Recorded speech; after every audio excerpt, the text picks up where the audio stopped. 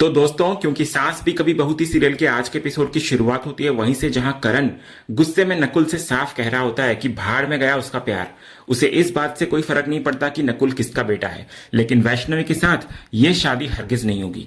नकुल भी इस बार पीछे हटने को तैयार नहीं होता। वो भी करण को साफ चुनौती देता है कि शादी वो सिर्फ वैष्णवी से करेगा और अगर किसी में हिम्मत है तो उसे रोक कर दिखाए। तो नकुल का यह जवाब सुनते ही करण का गुस्सा बेकाबू हो जाता है। उसे यकीन नहीं होता कि नकुल उससे इस लहजे में बात कर रहा है।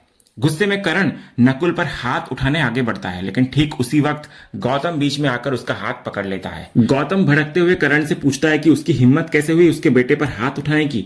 अब मामला सिर्फ नकुल और वैष्णवी के रिश्ते का नहीं रह जाता, बल्कि दोनों भाइयों का पुराना गुस्सा एक बार फिर खुलकर सामने आता है। इधर नंदिनी और गायत्री मिलकर करण को संभालने की कोशिश करती हैं, लेकिन करण लगातार कहता है कि वो नकुल पर हाथ उठाएगा, क्योंकि गौतम खुद तो अपने बेटे को समझाने वाला नहीं है। उसके मुताबिक नकुल इतना कुछ कर रहा है और गौतम ने उसे रोकने के लिए कुछ भी नहीं किया। करण यहां तक कहता है कि नकुल को 2 थप्पड़ पड़ेंगे तब भी उसकी अकल ठिकाने आएगी। इसके बाद करण गौतम की परवरिश पर सवाल करने लगता है कि जब वो खुद ऐसा है तो अपने बेटे को क्या ही सिखाएगा। यह सुनकर गौतम भी आग बबूला हो जाता है। वो करण को चुनौती देता है कि साफ बताए उसमें क्या कमी है। साथ ही वो ताना कसता है कि 2 पैसे कमाकर करण खुद को अकल का ठेकेदार समझने लगा है। फिर गौतम उसको याद दिलाता है कि आज करण ने जो कुछ भी कमाया और हासिल किया है उसमें इस परिवार का योगदान रहा है, और सबसे बढ़कर उसकी मां तुलसी का। उसके मुताबिक करण आज जिस मुकाम पर खड़ा है वो सब तुलसी की वजह से है। तो करण ये सुनते ही गौतम को मुंह संभालकर बात करने की चेतावनी देता है और कहता है कि अगर वो नहीं रुका तो उसका हाथ गौतम पर भी उठ सकता है। बस फिर क्या था, गौतम और भी भड़क जाता है और करण के पास पहुंचकर उसका कॉलर पकड़ लेता है। वो उसे खुली चुनौती देता है कि अब बताए वो क्या करेगा। अगले ही पल करण और गौतम के बीच हाथापाई शुरू हो जाती है। इधर अपने पिताओं को लड़ते देखकर नकुल और रौनक भी आपस में भिड़ जाते हैं। रौनक नकुल को धक्का देकर अपने पिता को समझाने के लिए कहता है, तो नकुल भी जवाब देता है कि पहले वो करण को रोके। देखते ही देखते शांति निकेतन का पूरा माहौल किसी जंग के मैदान जैसा हो जाता है। दोनों भाई एक दूसरे से लड़ रहे हैं और अब उनके बेटे भी उसी गुस्से में आमने सामने खड़े हैं। ये सब कुछ देखकर तुलसी से और सहन नहीं होता। वो जोर से चिल्लाकर सबको रोकती है और गुस्से में उन्हें जानवर कहती है, क्योंकि सभी सच में जानवरों की तरह एक दूसरे पर टूट पड़े होते हैं। तुलसी सबसे पहले गौतम से पूछती है कि क्या उसने उसे यही सब सिखाया था। फिर करण की तरफ देखकर भी सवाल करती है कि क्या उसकी परवरिश ऐसी थी कि घर की औरतों को उसे पकड़कर लड़ाई रोकनी पड़े। तुलसी दुख और गुस्से में कहती है कि इन लोगों ने शांति निकेतन का क्या हाल कर दिया है, लेकिन अगले ही पल वो ताली बजाकर दोनों भाइयों को बधाई देती है। तुलसी ताना कसते हुए कहती है कि लड़ते लड़ते और जानवर बनते बनते कम से कम एक अच्छा काम तो हो गया। जो लोग घर के बीच दीवार बनाकर और लकीर खींचकर बैठे थे उन्हें खुद पता नहीं चला कि झगड़े के दौरान वे कब एक दूसरे की साइड में पहुंच गए। दरअसल करण से लड़ते हुए गौतम अनजाने में उसकी तरफ आ गया था। वहीं रौनक भी लड़ाई के दौरान गौतम की साइड में पहुंच चुका था। तुलसी की बात सुनते ही दोनों को अपनी स्थिति का एहसास होता है। गौतम पीछे हटकर अपनी जगह चला जाता है और रौनक भी वापस करण के पास जाकर खड़ा हो जाता है। लेकिन करण का फिर भी गुस्सा शांत नहीं होता। वो साफ बोलता है कि चाहे कुछ भी हो जाए उसका फैसला नहीं बदलेगा और नकुल वैष्णवी की शादी नहीं होगी। इस पर तुलसी करण को पूछती है कि आखिर ये फैसला लेने वाला वो होता कौन है। नकुल उसका बेटा नहीं बल्कि गौतम का बेटा है। तो करण गुस्से में बोलता है कि गौतम और उसका बेटा दोनों भाड़ में जाएं, लेकिन वो फिर भी ये शादी नहीं होने देगा। अब गौतम भी करण पर भड़क जाता है। वो कहता है कि करण उसके घर के फैसले लेने वाला कोई नहीं है, लेकिन करण दोबारा साफ करता है कि वैष्णवी इस घर की बहू नहीं बनेगी और नकुल उससे शादी नहीं करेगा। गौतम कहता है कि नकुल उसका बेटा है, वो किससे शादी करेगा और किससे नहीं इसका फैसला करण नहीं कर सकता। लेकिन करण ताना मारते हुए कहता है कि फैसला वही करेगा, क्योंकि गौतम ऐसे फैसले लेने के लायक ही नहीं है। इसलिए उसकी बात फाइनल है कि नकुल वैष्णवी से शादी नहीं करेगा। बस करण की यह बात गौतम की जिद को और भड़का देता है। गौतम चिल्लाकर कहता है कि अब नकुल शादी करेगा और वैष्णवी से ही करेगा। इसके बाद वो नकुल की तरफ देखकर कहता है कि वो उसका बेटा है और उसकी लाइफ का फैसला कोई दूसरा नहीं ले सकता। लेकिन ये सारी बातें कहते हुए गौतम की नजर लगातार करण पर टिकी होती है। गौतम करण पर ताना मारता है कि वो अपनी औलादों के लिए हिटलर बनना चाहता है तो बने, लेकिन उसके लिए अपने बेटे की खुशी सबसे आगे है। फिर गौतम नकुल से साफ कहता है कि वो जिससे प्यार करता है उसी से शादी करे। एक पिता के तौर पर वो उसके साथ खड़ा है। इतना ही नहीं, गौतम करण को चुनौती देते हुए कहता है कि अब वो भी देखेगा कि नकुल और वैष्णवी की शादी कौन रोकता है। इतना बोलकर गौतम वहां से निकल जाता है, जबकि करण उसे बेहद गुस्से से देखता रह जाता है। दूसरी तरफ दामिनी गुस्से में कमरे में पहुंचती है और गौतम को सवाल करती है कि क्या वो पूरी तरह पागल हो गया है। आखिर उसने इतना बड़ा फैसला लेने से पहले एक सेकंड भी क्यों नहीं सोचा। दामिनी को सबसे ज्यादा तकलीफ इस बात की होती है कि गौतम ने नकुल की शादी जैसा बड़ा फैसला अकेले ही ले लिया। वो उसे याद दिलाती है कि नकुल की मां अभी जिंदा है, यानी कि वो। लेकिन इसके बावजूद गौतम ने एक बार भी उससे पूछना जरूरी नहीं समझा। इस पर गौतम कहता है कि उसके पास और क्या रास्ता था। क्या वो चुपचाप करण को नकुल की लाइफ का फैसला लेने देता? गौतम की यह बात सुनते ही दामिनी को असली वजह समझ आने लगती है। वो उससे पूछती है क्या उसने सच में नकुल और वैष्णवी के रिश्ते को हाँ नहीं कहा, बल्कि सिर्फ करण का विरोध करने के लिए यह फैसला लिया है। दामिनी साफ सवाल करती है कि क्या करण को नीचा दिखाने और उसके सामने अपनी बात मनवाने के लिए गौतम अपने ही बेटे की लाइफ दांव पर लगा रहा है। उधर करण भी अपने कमरे में नंदिनी के सामने बिल्कुल यही बात कह रहा होता है। उसके मुताबिक गौतम ने सिर्फ उसे नीचा दिखाने के लिए नकुल की लाइफ और फ्यूचर को दांव पर लगा दिया है। करण गुस्से में सवाल करता है कि आखिर गौतम कैसा पिता है जो अपने ही बेटे की भलाई के बारे में सोचने के बजाय उसकी शादी ऐसी लड़की से कराने के लिए तैयार हो गया, और वो भी सिर्फ इसलिए क्योंकि करण इस रिश्ते के खिलाफ खड़ा है। इधर दामिनी भी गौतम को समझाने की कोशिश करती रहती है कि अगर करण मना कर रहा है तो इसका मतलब यह नहीं कि वो अपनी ईगो में आकर तुरंत हाँ कर दे। वो गौतम से कहती है कि करण क्या बोलता है, क्या सोचता है या कोई और क्या कहेगा, इन सबको एक तरफ रखकर उन्हें सिर्फ अपनी फैमिली और नकुल की भलाई के बारे में सोचना चाहिए। इसके बाद दामिनी गौतम को करण की स्थिति समझाने की कोशिश करती है। वो मानती है कि दोनों भाइयों के बीच बहुत डिफरेंसेस है और उनकी कभी नहीं बनती, लेकिन कम से कम एक बार गौतम को खुद को करण की जगह रखकर देखना चाहिए। आखिर करण ने अपना जवान बेटा खोया है और उस पूरे दर्द के बीच वैष्णवी का नाम भी जुड़ा हुआ है। यह सुनकर गौतम हैरान नजर आता है। वो दामिनी से पूछता है कि क्या अब वो भी करण की साइड लेने लगी है। गौतम साफ करता है कि वो खुद को करण की जगह रखकर क्यों सोचे, जब करण ने लाइफ में कभी उसकी जगह आकर सोचने की कोशिश ही नहीं की। उसके मुताबिक करण ने हमेशा उसको नीचा दिखाया है। गौतम बोलता है कि करण को अपने परिवार के लिए जो करना है करे, उसे कोई फर्क नहीं पड़ता, लेकिन उसके फैमिली मैटर्स में दखल देने का हक करण को बिल्कुल नहीं है। दामिनी फिर भी अपनी बात पर कायम रहती है। उसके मुताबिक वजह चाहे जो भी हो, गौतम ने जिस तरह अचानक ये फैसला लिया वो सही नहीं है।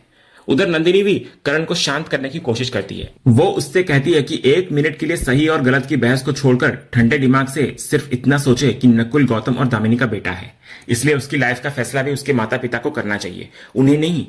नंदिनी करण से एक बार गौतम की जगह खड़े होकर पूरी बात देखने के लिए कहती है, लेकिन यह सुनते ही करण को भी लगता है कि नंदिनी भी अब गौतम की साइड ले रही है। करण गुस्से में कहता है कि वो पूरी लाइफ गौतम की जगह आकर ही सोचता रहा है। उसके मुताबिक गौतम हमेशा उसका बुरा करता आया। दोनों के बीच कितने झगड़े हुए, लेकिन फिर भी उसने कभी जानबूझकर गौतम का नुकसान नहीं किया। करण यहां तक बोलता है कि गौतम उसके मुंह पर कितना कुछ बोल देता है, लेकिन इसके बावजूद वो कई बातें सहता आया है। इसलिए अब नंदिनी का उसे गौतम की जगह आकर सोचने के लिए कहना उसे बिल्कुल अच्छा नहीं लगता। नंदिनी फिर शांत होकर करण को सिर्फ एक सवाल समझाती है, अगर कल उसके अपने बेटे की लाइफ का फैसला कोई दूसरा लेने लगे तो क्या वो उसे स्वीकार कर पाएगा। इस पर करण तुरंत वैष्णवी का जिक्र करता है। वो नंदिनी को याद दिलाता है कि वैष्णवी की शादी उनके बेटे से हुई थी और इसी वजह से यह मामला उसके लिए इतना आसान नहीं है। करण के मुताबिक गौतम अपनी ईगो में आकर सिर्फ उसको नीचे दिखाने के चक्कर में एक गलत फैसला ले रहा है और करण की नजर में यह रिश्ता किसी भी तरह सही नहीं है। इधर गौतम भी दामिनी से कहता है कि अगर उसे सब कुछ गलत लग रहा है तो उससे लड़ने के बजाय जाकर अपने बेटे से वो बात करे, क्योंकि आज जो भी हालात बने हैं उसकी शुरुआत नकुल से हुई है। आखिर वैष्णवी से प्यार भी वही करता है। दामिनी उसे याद दिलाती है कि वो नकुल को पहले ही हाँ बोल चुका है। इस पर गौतम साफ कहता है कि हाँ, उसने नकुल का साथ देने का फैसला किया है और कल भी जरूरत पड़ी तो यही बात 1000 बार दोहराएगा, क्योंकि ये उसकी फैमिली है और इस फैमिली का हेड वो खुद है, करण नहीं। गौतम के लिए अब यह बात नकुल की शादी से आगे बढ़कर अपने अधिकार और करण के साथ पुरानी जिद तक पहुंच चुकी है। वो साफ कहता है कि करण उसकी फैमिली का कोई फैसला नहीं ले सकता। आखिर में गौतम दामिनी से बोलता है कि अगर उसे लगता है कि उसने गलती करी है तो वो खुद जाकर नकुल से बात करे, अपने बेटे की बात सुने और उसके बाद जो उसे सही लगे वही फैसला करे। इतना बोलकर गौतम गुस्से में वहां से निकल जाता है। उधर अगली सुबह करण सीधे वैष्णवी के घर पहुंचता है। दरवाजा खोलते ही सामने करण को देखकर वैष्णवी हैरान हो जाती है और पूछती है कि वो यहां कैसे आए। फिर वो उन्हें अंदर आने के लिए कहती है, लेकिन करण साफ मना करता है कि वो घर के अंदर बैठकर बात करने नहीं आया। वैष्णव की नजर तभी आसपास मौजूद लोगों पर पड़ती है जो उन दोनों की तरफ देख रहे होते हैं। वो करण से धीरे से कहती है कि सब लोग उन्हें देख रहे हैं, इसलिए कम से कम अंदर चलकर बात कर ले। मगर करण जानबूझकर वहीं खड़े रहना चाहता है। वो कहता है कि उसकी इच्छा भी यही है कि आसपास के सभी लोग देखें और सुने। आज बात सबके सामने होगी ताकि लोगों को वैष्णवी की असलियत और वो कैसी लड़की है ये पता चल सके। वैष्णवी हैरानी से पूछती है कि वो उससे इस तरह की बातें क्यों कर रहे हैं। इस पर करण और भी कड़वे शब्दों में उसे सुनाने लग जाता है। वो पूछता है कि क्या अब उसे शर्म आ रही है, क्योंकि जो वो करती आई है उसके बाद तो उसे अपनी शक्ल तक नहीं दिखानी चाहिए थी। करण गुस्से में वैष्णवी पर आरोप लगाता है कि वो वीरानी खानदान के दो बेटों को खा चुकी है और अब तीसरे यानी नकुल की जिंदगी में भी आ गई है। इसके बाद करण का दर्द और गुस्सा एक साथ बाहर आने लगता है। वो कहता है कि उसने अपना बेटा खोया है और उस नुकसान की चोट, दर्द और आंसू आज भी उसके दिल और आंखों में जिंदा है। वहीं वैष्णवी की तरफ देखकर वो सवाल भी करता है कि पार्थ उसका पति था, फिर वो इतनी आसानी से किसी और के साथ आगे कैसे बढ़ सकती है। करण की ऊंची आवाज सुनकर आसपास के लोग भी हैरानी से यह पूरा तमाशा देखने लगते हैं, लेकिन करण यही नहीं रुकता। वो कहता है कि वैष्णवी को किसी और का हाथ पकड़ना है तो पकड़े, लेकिन कम से कम उनके घर को बख्श दे। यहां तक कि वो बेहद अपमानजनक तरीके से कहता है कि डायन भी 7 घर छोड़ देती है, लेकिन वैष्णवी को कम से कम अपने पति के भाई को छोड़ देना चाहिए। वैष्णवी लगातार करण से विनती करती रहती है कि वो अंदर चले और दोनों शांति से बात कर सकते हैं, मगर करण साफ इनकार करता है। वो वैष्णवी से कहता है कि अगर उसे लग रहा है कि उसकी चाल कामयाब हो गई और अब वो वीरानी परिवार में आकर आराम से रह लेगी, तो ये उसकी गलतफहमी है। करण उसके सामने ये भी दावा करता है कि गौतम ने इस रिश्ते को दिल से एक्सेप्ट नहीं किया है। ना गौतम उसे पसंद करता है और ना ही उस घर में कोई उसे चाहता है। उसके मुताबिक गौतम ने सिर्फ करण को नीचे दिखाने और हराने के लिए नकुल की शादी के लिए हां कही है। इस लड़ाई में वैष्णवी सिर्फ एक मोहरा बनकर रह गई है। फिर करण अपने सबसे बड़े डर को सामने रखता है। वो कहता है कि नकुल और वैष्णवी की शादी के बाद वो अपने घर में एक और मातम नहीं देखना चाहता। इसलिए अगर वैष्णवी में थोड़ी सी भी शर्म बाकी है तो उसे नकुल की जिंदगी से हमेशा के लिए दूर हो जाना चाहिए और उस बच्चे को छोड़ देना चाहिए। इसके बाद करण वैष्णवी के बेहद करीब जाकर कड़वे शब्दों में कहता है कि वैसे भी उससे शर्म की उम्मीद करना शायद बेकार है। इतना बोलकर करण वहां से निकल जाता है। इधर करण के जाने के बाद वैष्णवी पूरी तरह टूट जाती है। आसपास मौजूद लोग उसको देखकर बातें बनाने लग जाते हैं और ये सब उसके दर्द को और बढ़ा देता है। वैष्णवी तुरंत घर के अंदर जाकर दरवाजा बंद कर लेती है और फूट फूट कर रोने लग जाती है। साफ दिखाई देता है कि करण की बातें उसे अंदर तक तोड़ चुकी हैं। कुछ देर बाद नकुल वैष्णवी के घर पहुंचता है, लेकिन वहां आकर देखता है कि दरवाजे पर लॉक लगा हुआ है। वो हैरान होकर सोचता है कि वैष्णवी आखिर कहां चली गई। नकुल तुरंत उसे फोन लगाता है, मगर दूसरी तरफ से कोई जवाब नहीं मिलता। इसके बाद वो वॉइस नोट भी भेजकर वैष्णवी को पूछता है कि वो कहां पर है और उससे जल्द कॉल बैक करने के लिए भी कहता है, लेकिन वैष्णवी की तरफ से कोई कॉल नहीं आता। तभी पीछे से एक औरत आकर उसको बताती है कि वैष्णवी यहां से जा चुकी है। वो अपना सारा सामान लेकर निकली थी और देखकर ऐसा लग रहा था जैसे उसने घर ही छोड़ दिया हो। यह सुनते ही नकुल के पैरों तले जमीन खिसक जाती है। वैष्णवी के लिए लाया हुआ फूलों का गुलदस्ता उसके हाथ से नीचे गिर जाता है। साथ ही उसके पास मौजूद रिंग भी गिर जाती है, जिसे देखकर लगता है कि नकुल शायद वैष्णवी को प्रपोज करने की तैयारी करके आया था।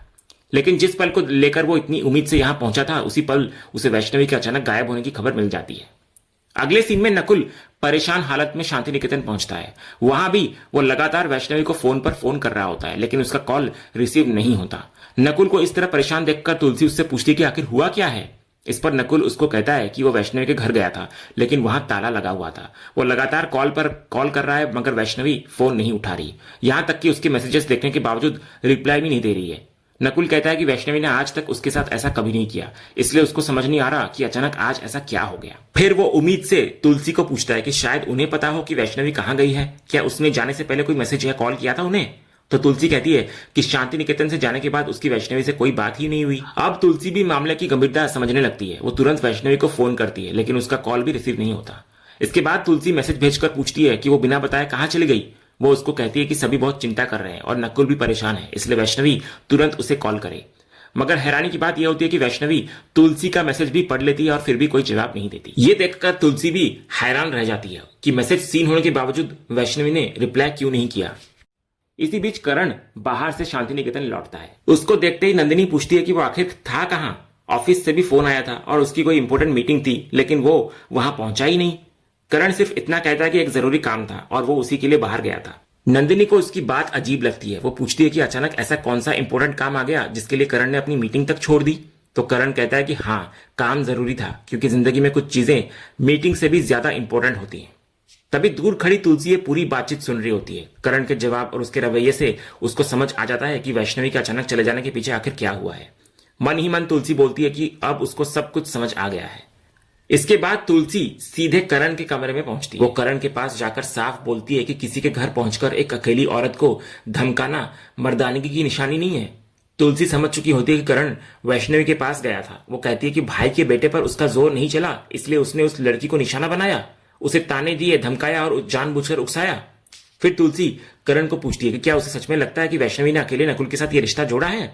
क्या गौतम का बेटा इतना गया गुजरा है कि वो जानबूझकर अपने ही चाचा को चोट पहुंचाने के लिए वैष्णवी के साथ रिश्ता बनाएगा? तुलसी उसे याद दिलाती है कि जिंदगी का इतना तजुर्बा तो करण को भी है कि प्यार किसी प्लानिंग के साथ नहीं किया जाता, प्यार जानबूझकर नहीं होता, बस हो जाता है। इसके बाद तुलसी सीधे करण को पूछती है कि वो वैष्णवी के सामने कितना जहर उगल कर आया है। वो जानना चाहती है कि करण ने आखिर उस लड़की से क्या कहा, क्या उसने वैष्णवी को नकुल की लाइफ से चले जाने और उसको हमेशा के लिए छोड़ देने के लिए मजबूर किया। ये सुनकर करण मुस्कुराता है और बेहद कड़वे अंदाज में तुलसी की समझदारी पर ताना कसता है। वो कहता है कि आज तुलसी ने इतनी जल्दी सब कुछ समझ लिया, काश यही समझ उस समय दिखाई होती जब उसके बेटे की जान गई थी और उसने ली थी उसकी जान। फिर करण खुद स्वीकार करता है कि हाँ, वो वैष्णवी के घर गया था और उसने उसके सामने जहर भी उगला, लेकिन करण के मुताबिक ये जहर उसके अंदर वैष्णवी नहीं भरा है। वो तुलसी को कहता है कि अब वो महान बनने की कोशिश ना करे, क्योंकि उसके बेटे की जान लेकर तुलसी पहले ही साबित कर चुकी है कि वो हर बार सही नहीं होती।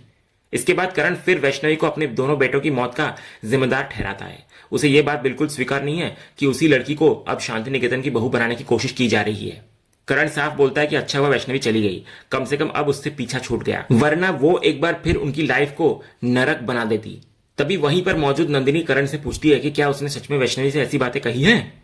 तो करण बिना किसी पछतावे के साथ कहता है कि उसने वही कहा जो जरूरी था। उसके मुताबिक वैष्णवी जिस तरह की बात सुनने के लायक थी, उसने उसे वही सुनाया और सिर्फ आईना दिखाया है। इसके बाद करण नंदिनी को भी इस मामले से दूर रहने के लिए कहता है, साथ ही उसे चेतावनी देता है कि वो तुलसी का साथ देने की गलती न करे। लेकिन तुलसी करण की तरफ देखकर बेहद गंभीरता से कहती है कि उसका अपनी मां से नफरत करना शायद जायज हो सकता है, मगर तुलसी उसे एक बात समझाती है कि उससे नफरत करते करते करण खुद इतना नीचे न गिर जाए कि एक दिन आईने में अपना ही चेहरा देखने लायक न रहे। वो करण को चेतावनी देती है कि अपनी नफरत में वो उस हद तक ना पहुंचे जहां आगे चलकर उसके पास सिर्फ पछतावा बाकी रह जाए। तो तुलसी की ये बात सुनकर करण चुपचाप उसकी तरफ देखने लगता है और इसी गंभीर सीन के साथ आज का ये एपिसोड यहीं पर खत्म होता है। तो दोस्तों, आज के एपिसोड पर आपकी क्या राय है? अपनी राय हमें कमेंट करके जरूर बताइए। अगर आप क्योंकि सास भी कभी बहू थी की हर नई अपडेट सबसे पहले देखना चाहते हैं तो हमारे इस चैनल को सब्सक्राइब करें और बेल आइकन को भी जरूर ऑन कर लें ताकि आने वाली कोई भी वीडियो आपसे मिस न हो। फिलहाल आज के लिए बस इतना ही। हम फिर मिलेंगे अगले एपिसोड की एक और शानदार अपडेट के साथ। तब तक के लिए धन्यवाद।